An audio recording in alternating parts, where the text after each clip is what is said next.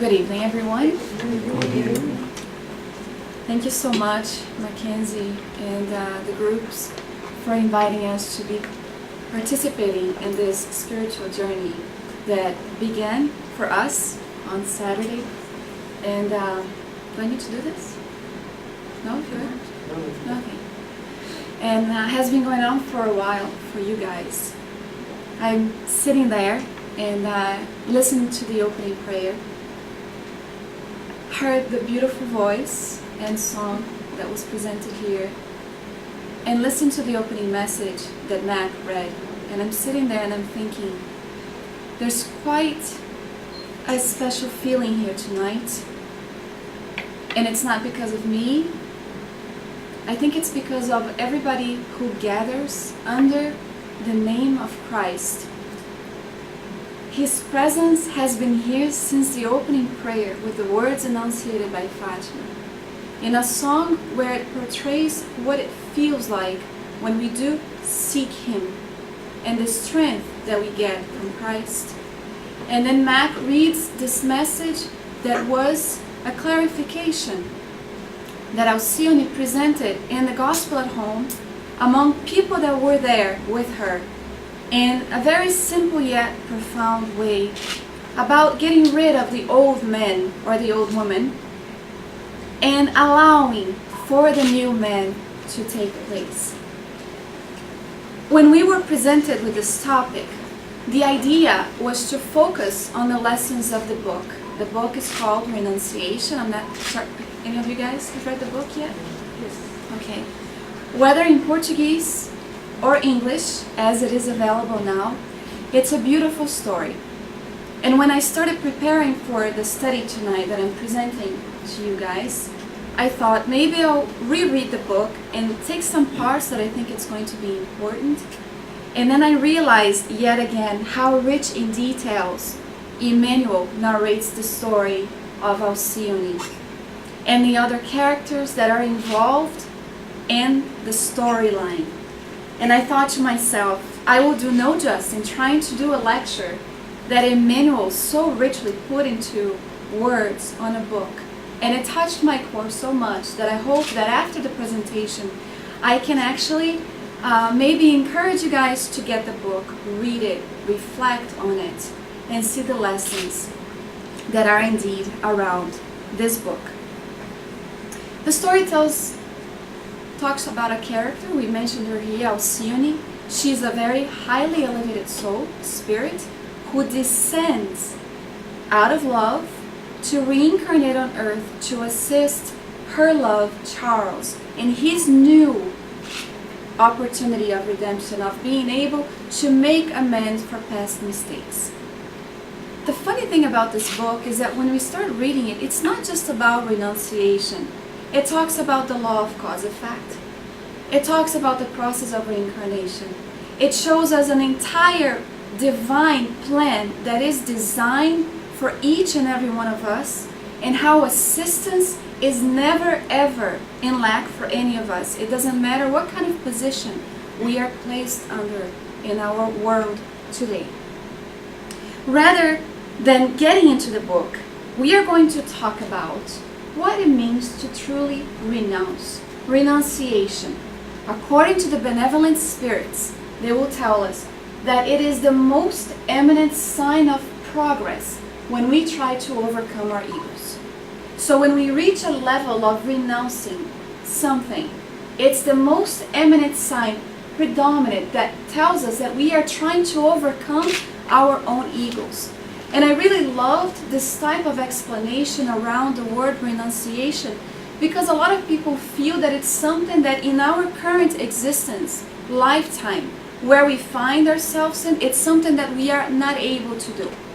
Of course, if we compare ourselves to Alcione, who already has been able to inherit higher planes of life, we will get discouraged.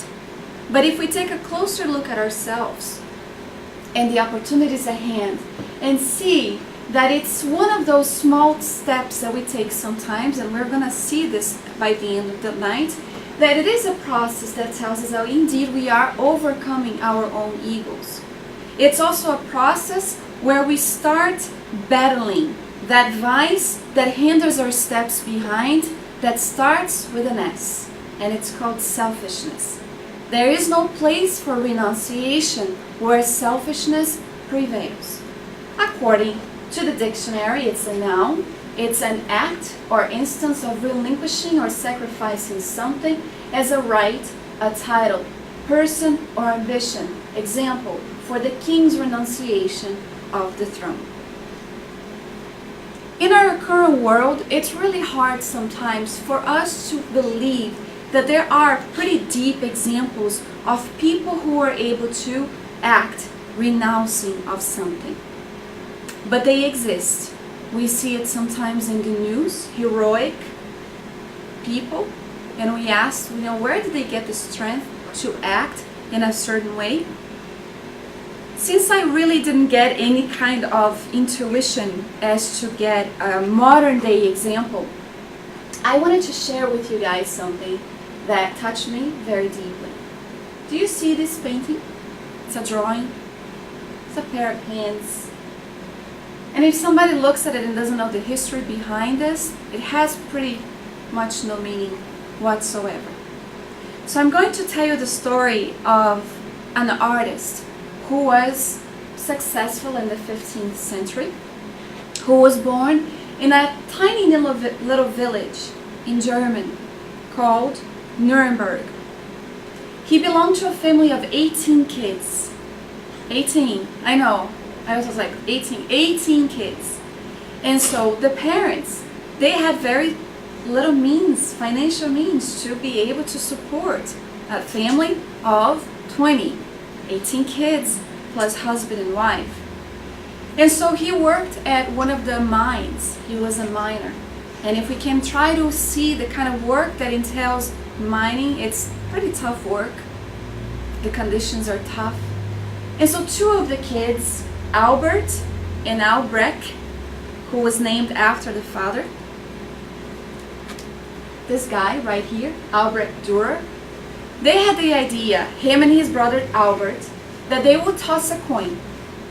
And whomever won, the brother who lost would work on the mines with the father to try to see if either one of them could accomplish an education in the Academy of Arts, because both of them wanted to be artists. Well, the parents had no money to send them to the Academy of Arts, and so whomever lost the toss of the coin would work in the mines supporting the other brother until he finished for 4 years the education. And once the other brother graduated and was able to sell some of the paintings or would have to work on the mines, they would take turns. So the other brother would be able to go to the academy as well. Well, it so happens that they tossed the coin and he was the winner. And so he got to go to the Academy of Arts. And after some time, he started displaying such type of talent that he was surpassing the professor's ability to teach, and the students would look for him for some kind of guidance as well. By the time he finished the education, he went back home, and the family welcomed him in a beautiful dinner party with wine, with amazing food, and congratulating him for his effort. And the brother Albert was there too, happy for the success of his brother Albrecht. Well, after dinner, he got up and he decided to give a toast on behalf of his brother. And he said, Albert, it is because of you that I was able to accomplish my dream. And now it's your turn to accomplish your dream. He looks at everybody who stares back at him, and he starts shaking his head, and tears fall down his face. And humbled before the announcement of the brother, because nobody knew what they had done, he raises his hand and he says, look at my hands. These hands have worked in the mines for so long. I have crushed 2 of my fingers. They are rough. I can't even hold a pencil or a chisel to accomplish any kind of art. So I can no longer go. And he got up, no anger whatsoever, gratitude, humble, happy for the success of the brother, and went back inside. The entire family fell silent, and Albert went after his brother. And when he opened the door to the bedroom that they shared, he found Albert kneeling on the floor. The room was dark, and the light of the moon was shining on him. And he could hear him saying a prayer that God bless Albert in his new journey as an artist. The moonlight was shining on his hand, and that is all Albert could see. The beautiful moment that he captured, that he took it into his heart in honor of his brother, he did that sketch that became very famous. You guys can look at this on the internet. It's a true story. So it's a beautiful story of resignation. Because if we take a look of it, what does it mean when we renounce something? Renunciation is when somebody acts out of the interest for someone else. Self-denial. And so Amelia Rodrigues, in an unforgettable book that has not yet been translated called Light of the World, she tells us that every act of renunciation, it's as if a voice from over 2,000 years ago comes back and echoes into the air. She would narrate how it was in a moment when Jesus was among us. In an act of renunciation today, if we are living Christ, as Mac said in the beginning of his message, as we are following him, we have in Spiritism the presence of Jesus beside us. The voice doesn't just echo, we hear the voice calling us. Yesterday, in a study, we shared what Aulus in the book In the Realms of Mediumship tells us about Spiritism in our lives. He says that Spiritism, symbolically speaking, is Christ returning to us, calling upon us to service for our transformation. And so when we hear this, we question. We have lived countless existences. True or false? True. We have perhaps failed many times. True or false? True. But we have made some significant progress. And it's okay that we say this, and as a matter of fact, we have to say that and believe it. Because a lot of the things that we used to feel that was okay 2,000 years ago, the circuses, people who were devoured by beasts, today the circus is the world, the beasts are the vices that consume, that actually allows for the evil to set place in our world, and to us, that's not okay anymore. We no longer cheer and applaud. We want to participate in this huge circus, the world, in trying to make it a better place. Self-denial, the most effective means of fighting the predominance of corporeal nature. In the Spirit's book, Allan Kardec questioned the benevolent spirits about what it is that allows us to fight our predominance over the corporeal life. And they answered him on that question. Self-denial is the most effective means of fighting the predominance of corporeal nature.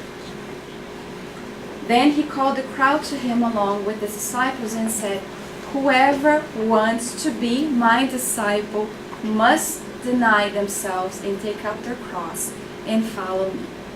In this book, Amelia Rodrigues explains how it was when Jesus was among us. This is what she says. Those days were characterized by intense happiness. The blessings of the miracles and the healings that took place of the souls who no longer wandered in darkness allowed them to have a vision of the future. His followers grew in number. Women, men, the youth, they all looked up to him and looked with joy, leaving behind their worries and their fears.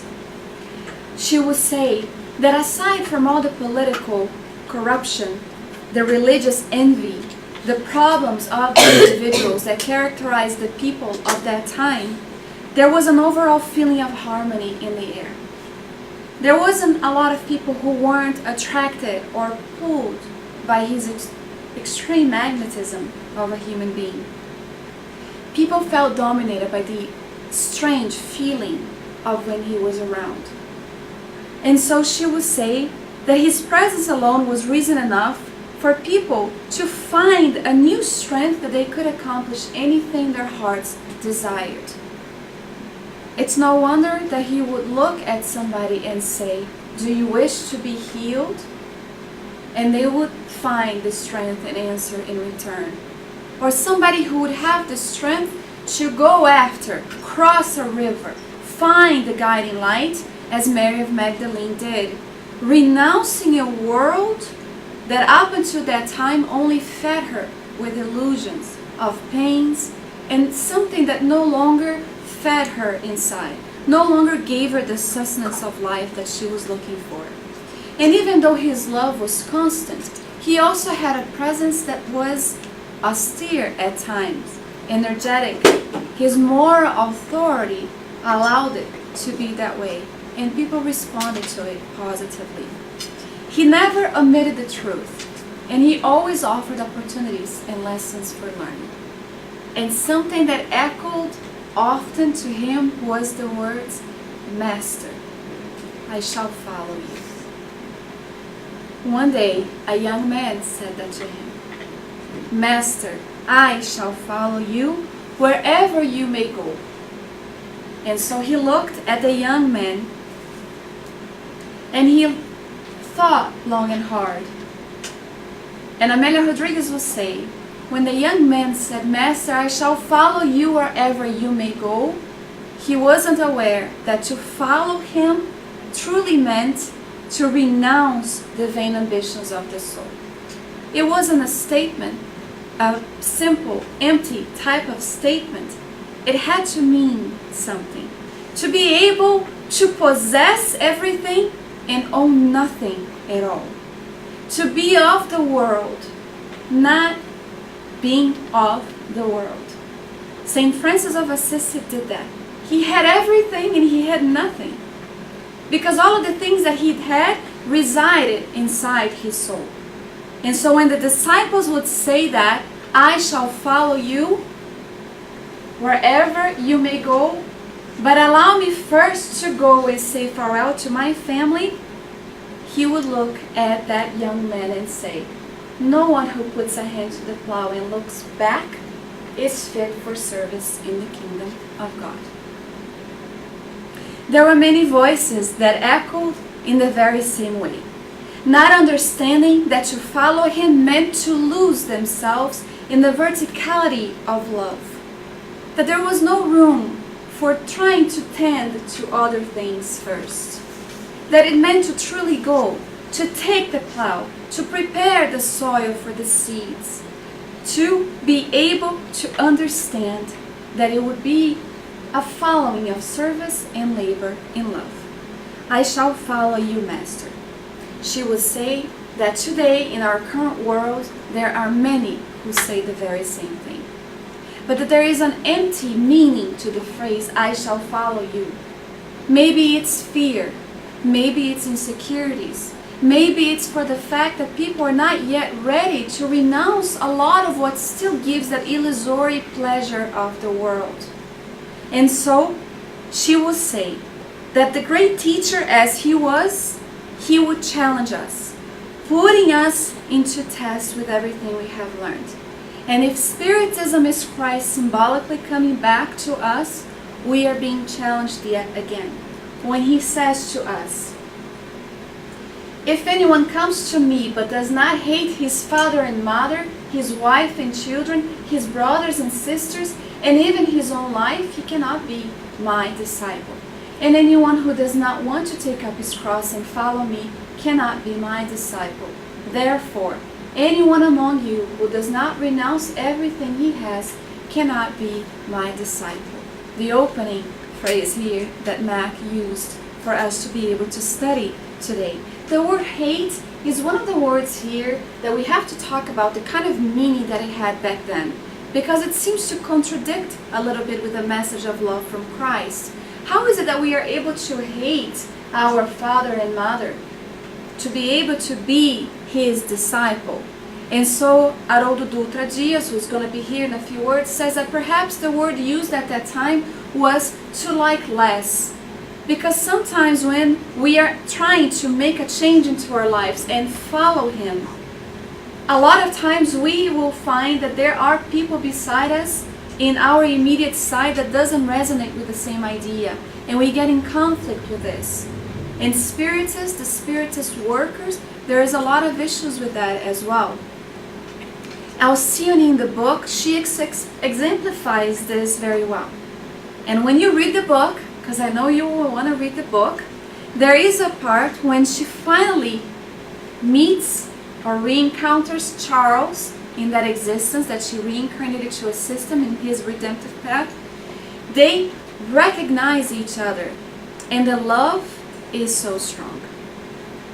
But she's in conflict because Charles has a commitment. And I'm not going to tell you what the commitment is. And Alcione had it very strong inside her heart, what her role and her duties were reincarnating besides Charles. And so she says to him, "Under heaven, you are my greatest love. But Jesus stands between us. In our conscience, the Lord still does not allow us a full coming together."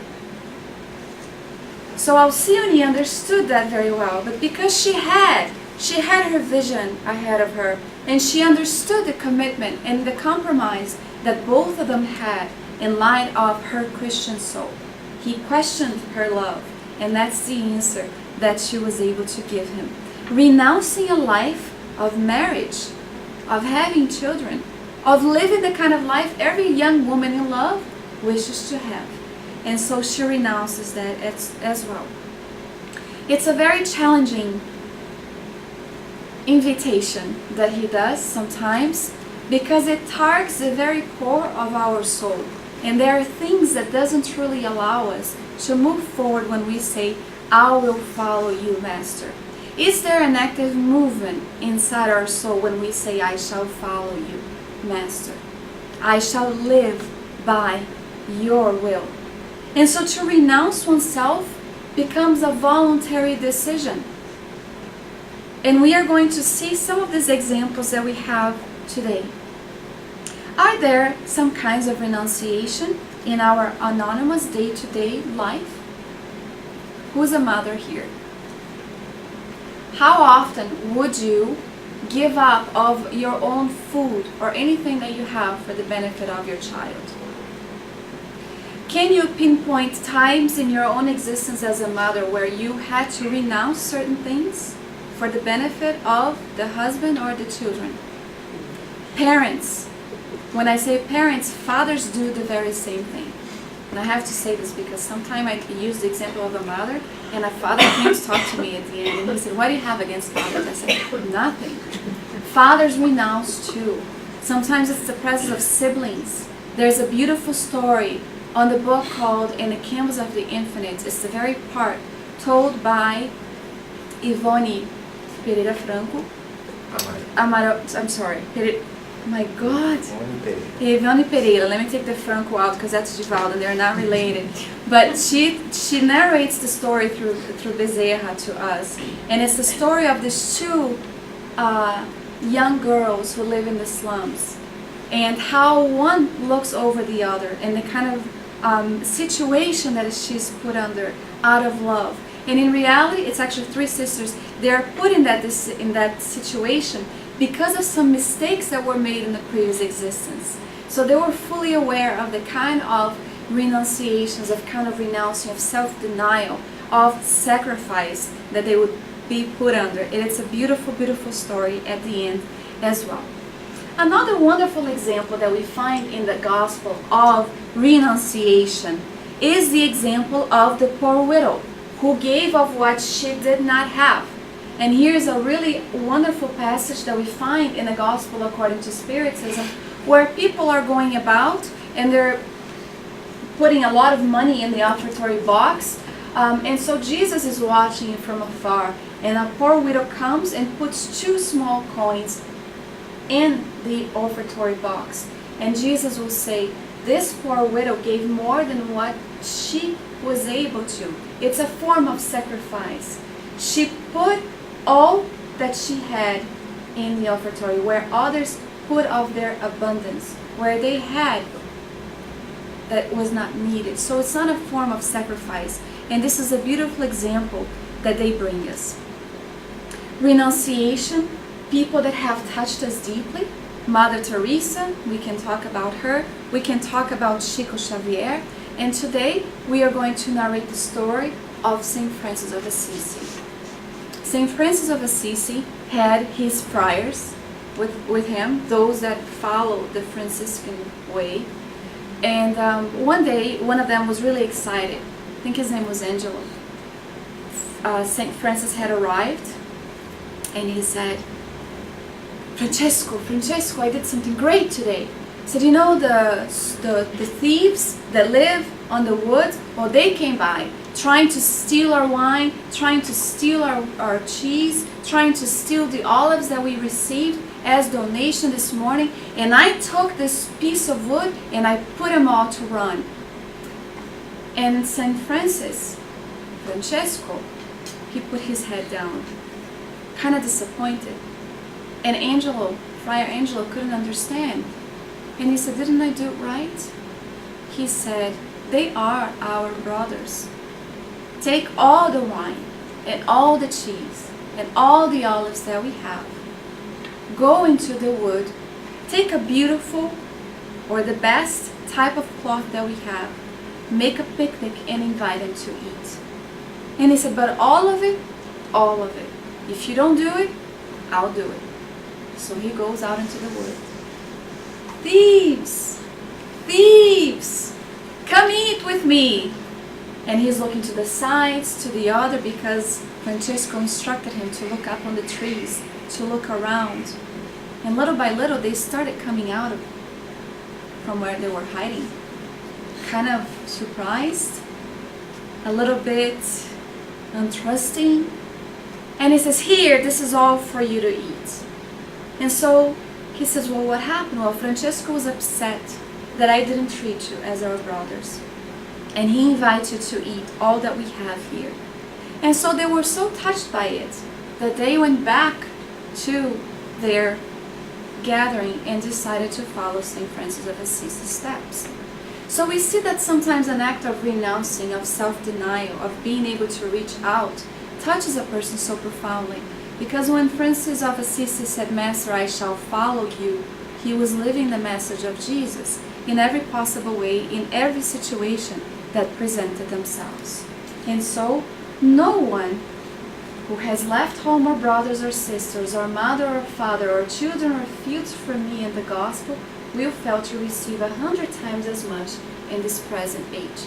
A lot of times, these selfless characters that we find in our history, in our world, have an understanding that there is a greater reward that awaits for them in heaven. Chico Xavier received 100 times as much. Did he have a lot of money? He worked all the time, channeling the books, providing counseling assistance to the incarnated, to the discarnated, and he didn't have a lot, but he had so many people who admired him. He received so many prayers on his behalf. There was so much admiration around him that he felt fulfilled. And we can even try to imagine the kind of 100 times more that he received upon entering the spirit realm. Dr. Bezerra de Menezes, if we read his story, and I'm sure Mac will share with you, what he received upon entering the spirit realm left him speechless, unable to understand the kind of overwhelming feeling and emotion of love that he was receiving out of his selfless type of lifestyle. Let us reflect on that as well. But then we are made an invitation. If you want to be perfect, is what he told another young disciple want to be when he said, I shall follow you. Sell your possessions and give it to the poor, and you will have treasure in heaven. Then come, follow me. Here's another person. He said, Master, I shall follow you wherever you may go. understanding what Jesus had said, he answered this way. When the young man heard this, he went away sad, because he had great wealth. He didn't understand. He didn't understand the message. And that's okay, because at that time he wasn't ready to receive the message of understanding what it meant to renounce of the earthly things. Today we are invited to do the same thing, but it doesn't mean that we're going to take everything we have and live in poverty. It means something more profound, that we are able to be giving of ourselves, to leave behind a lot of that still holds us back, the treasures of the earth that does not belong in heaven. Albert Schweitzer understood this very well. When he said, "Master, I shall follow you," he did. Albert Schweitzer was somebody who had a doctorate degree in philosophy. He studied theology profoundly. He was very smart. He was a minister, and he also played organ brilliantly. Everybody knew him at that time. Why would somebody go back to school at the age of 30 to study medicine, envisioning going to Africa to establish a place to provide healing here as a doctor to the sick, in a chicken coop with the worst type of condition to work ever, living aside a life that was comfortable? Because sometimes the comfortable lifestyle no longer is comforted inside our hearts. And so Albert Schweitzer, when inwardly he said, "I shall follow you," he did. We see here that renunciation, renouncing of oneself, sometimes means renouncing of the glorious wealth, lifestyle on earth to receive the glory of life in heavens. And so when we find examples like Albert Schweitzer and others that we have noted here, we can try to understand what they were aiming at and what is it inside of them that moved them. In Spiritism, when we talk about renunciation, a lot of people think that we are insane. Paul stated that. He said, "For the message of the cross is foolishness." For those who don't understand the aspect of what we do, it seems pretty foolish to renounce, to deny of ourselves, to be selfless. And so we threw there the Corinthians challenge for us to think a bit about this a little bit. Here was a letter that he wrote to the Corinthians, and it talked about, and what we talk about here in renunciation and Spiritism is because if we don't have a broader view and understanding about the aspects of immortality, about the aspect of the law of cause and effect, about many of the other things that helps us understand this is so temporary, that this is not our real life, that everything we do here is going to resonate in the inner universe of our soul, for us it makes a lot of sense. The kind of renouncing and renunciation that a lot of these people lived by. And so when we find out about the aspects of Spiritism and what it has to offer us based on a life well lived, on a life where we are able to take a hold of the opportunities presented to us, it doesn't seem foolish to take up our cross and follow Jesus. We are going to see that we have made commitments prior to our existences. How many relationships on our earthly planet go wrong when people decide that married life with a difficult child or the difficult spouse is too much, and because of their own self-interest they give up on the responsibility that was imposed on them because they requested it. I know of two cases where a couple had a child with difficulties and the marriage dissolved. It was too much. Both parents are engaged in the education of the child, which is great, but we have to take into account of this. Joanna of Cusa, one of the most unforgettable women of the Gospels. Have you guys read about Joanna of Cusa? She's outstanding, the figure that we see here. She was one of those people that were touched by Jesus. And she was so profoundly touched by him that she felt like a fish outside of the bowl in her own home. Her husband didn't understand her sensitive Christian heart. She wanted to follow him. And so she goes and she opens up and she says, Master, I want to follow you. And she explains all of her grief at home. And Jesus looks at her and says, Joanna, go back and be faithful. Well, she wanted to renounce. Why couldn't she renounce to follow him? Because there are different types of commitments, one that we can't renounce. The book Renunciation does show us two types of renunciation. One is presented by Alcyone, when she renounces so many different aspects, material riches that were offered to her, a life with the love of her life. And then we have Charles, who renounces on the kind of commitments that he had on that lifetime. So Joanna of Cusa had a commitment with her family. And when Jesus said, go back and be faithful, it's as if he was reminding her of the commitment that she had prior to reincarnation. He says, go and love him like you would a child of your own heart. And so she went back home. And instead of focusing on the negative aspects of her life with her husband, she started trying to find the good that existed in him. All of a sudden, a year later, they welcome a child into their home. So if Joanna had decided to renounce a life with her partner, that was the person, the duty and obligation that existence called upon her, what would have happened? She followed Christ? Yes, she did. When she went back home and she renounced that opportunity to give up on her marriage and focus on her commitment, she was following Christ. And so we see the beautiful teaching that we have, because we believe in reincarnation and we believe in the many opportunities that life provides for us. And sometimes we are placed in a situation where it calls upon us to pay attention in our own duty. What is duty after all? Duty begins precisely at the point in which you threaten your neighbor's happiness or peace of mind, and it ends at the limit you would not want to see surpassed regarding yourselves.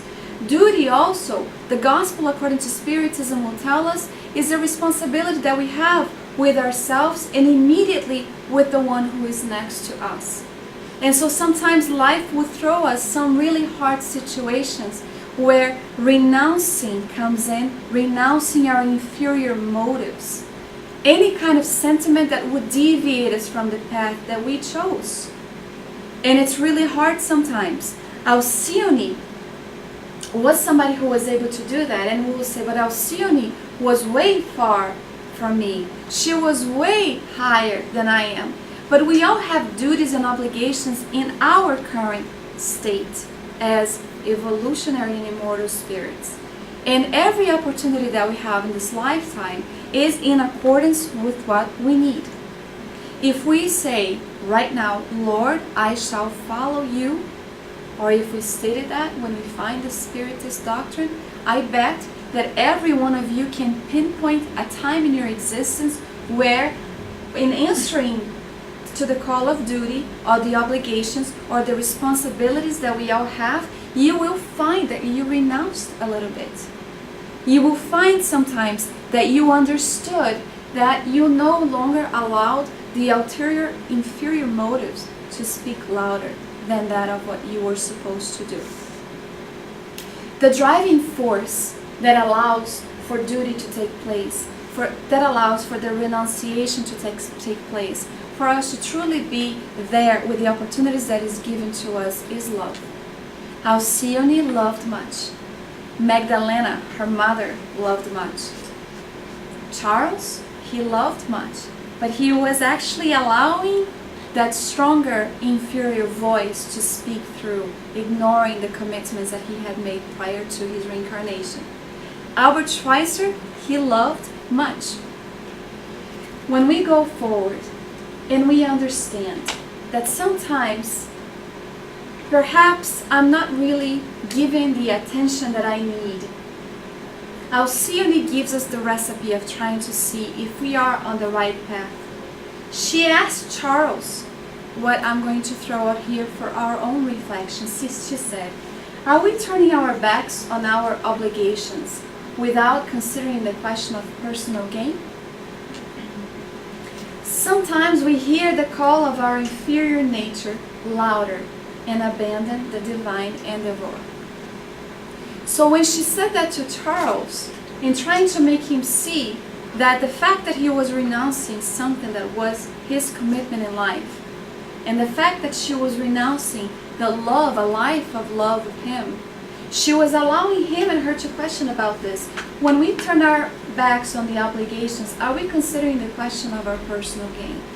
And this is a recipe that to me spoke really high, and I shared this with you guys, because in every decision that we make, we have to question this. What is the personal gain that we are looking for? And then she says, when we hear the call of our inferior nature louder and abandon the divine endeavor, that's when we know how we are answering to that question. So how do we do this? What is the guiding light that we are left with? Because often when he was with us, and he still is, he would always say, be encouraged, have good faith, be faithful.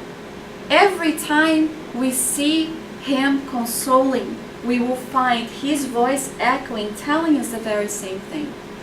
In a world of trials and expiations, transitioning to one of regeneration, we are going to be tested.